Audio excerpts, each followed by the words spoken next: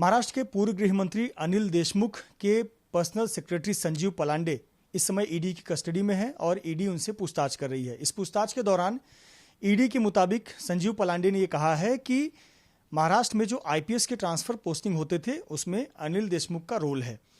साथ ही साथ money laundering मामले में भी संजीव पलांडे पर आरोप लगे हैं। संजीव पलांडे के वकील शेखर जगताप हमारे साथ हैं। शेखर जी, आपके जो क्लाइंट हैं संजीव पलांडे, उन पर एक गंभीर आरोप लगा है और ईडी ने ये उनके नाम से हवाले से कहा है कि अनिल देशमुख पूर्व गृह मंत्री को ये ट्रांसफर पोस्टिंग आईपीएस के उनकी पूरा रोल था, उनकी पूरी जानकारी थी, भूमिका है। जब कल ईडी ने 6 दिन के कस्टडी के बाद मिस्टर संजीव पलांडे को special court under the MLA produce किया था, उस टाइम जो रिमांड एप्लीकेशन कोर्ट के सामने लगाई थी उसमें मोटा मोटी यही एलिगेशंस थे कि मिस्टर संजीव पलांडे जिन्होंने 6 दिन तक उनको कोऑपरेट किया, उसमें कुछ इन्फॉर्मेशन देना बाकी है। उसमें mister Sanjeev Palande had knowledge information कि अनिल देशमुख साहब का पुलिस ऑफिसर्स के ट्रांसफर में रोल है और specially IPS officers, police officer के बारे में। मिस्टर अनिल देशमुख साहब जो फॉर्मर होम मिनिस्टर है, being a head of the particular department institution, उसमें भी मिस्टर अनिल देशमुख साहब को किसी भी आईपीएस ऑफिसर के ट्रांसफ़र करने का कोई अथॉरिटी या कोई रोल नहीं है, बिल्कुल रोल नहीं है। इसलिए क्योंकि पुलिस इस्टेब्लिशमेंट बोर्ड के तहत ही महाराष्ट्र में आईपीएस ऑफिसर की ट्रांसफ़र होती है। उस पुलिस इस्टेब्लिशमेंट बोर्ड के जो मेंबर होते हैं वो एडिशनल चीफ सेक्रेटरी होम, जो आज चीफ सेक्रेटरी महाराष्ट्र है, श्री सीताराम कुंटे जी, डायरेक्टर जनरल ऑफ पुलिस उस टाइम जो थे, जो अभी डायरेक्टर सीबीआई है, मिस्टर संजीव जायसवाल साहब, और डीजी रैंक के एक और आईपीएस ऑफिसर होते हैं जो उस टाइम बॉम्बे की जो सीपी पोस्ट है वो डीजी रैंक की होती है, तो परमवीर साहब। तो ये उनका बोर्ड होता है।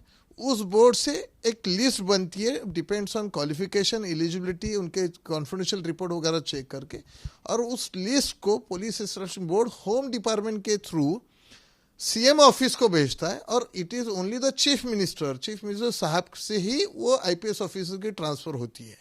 ये रूल्स है डिपार्टमेंट ऑफ पर्सनल ट्रेनिंग जो है, डीओपीटी हम जिसको बोलते हैं, उसके। तो भारत के किसी भी स्टेट के किसी भी आईपीएस और आईएएस ऑफिसर के ट्रांसफ़र वो डिपार्टमेंट का हेड नहीं, सिर्फ चीफ मिनिस्टर कर सकते हैं। तो अनिल देशमुख साहब का अगर रोल है ऐसा कि देखा जाए तो क्या रोल होगा, may be like a postman.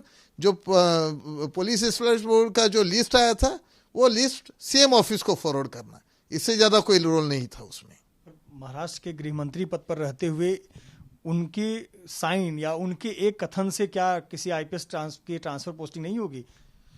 Maharashtra के होम डिपार्टमेंट में रहने के बाद अगर किसी आईपीएस ऑफिसर को ट्रांसफ़र करना भी होगा तो भी चीफ मिनिस्टर के सिवा किसी को ट्रांसफ़र नहीं कर सकते हैं। उनका रिकमेंडेशन वहाँ पे मद्देनजर नहीं किया जा सकता, बिकॉज सीनियरिटी है वो रिकॉर्ड पे होती है।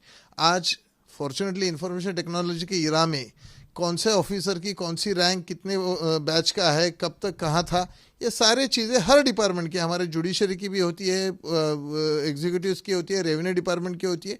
इसलिए वहाँ पे जो चेंजेस या मॉडिफिकेशन करने, वहाँ पे कोई भी डिस्क्रिशन नहीं है। पुलिस इंस्टॉलेशन बोर्ड कहीं भी डिस्क्रिशन यूज़ नहीं कर सकता है।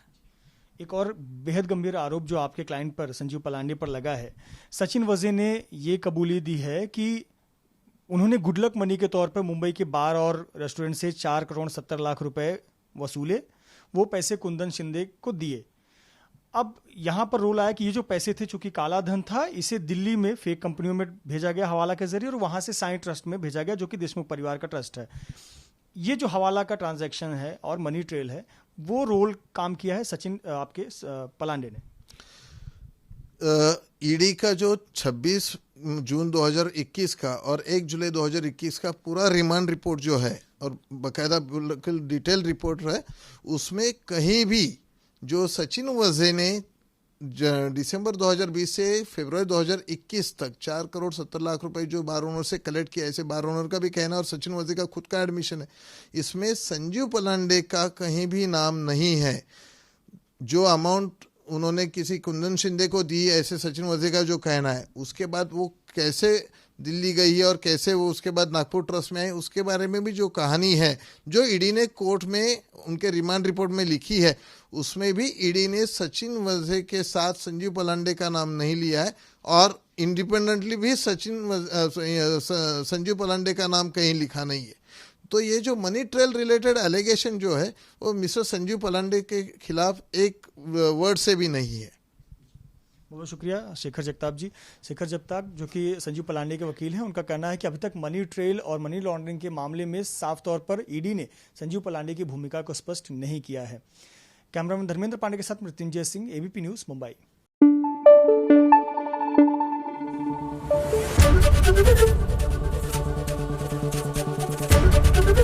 एबीपी न्यूज आपको रखे आगे।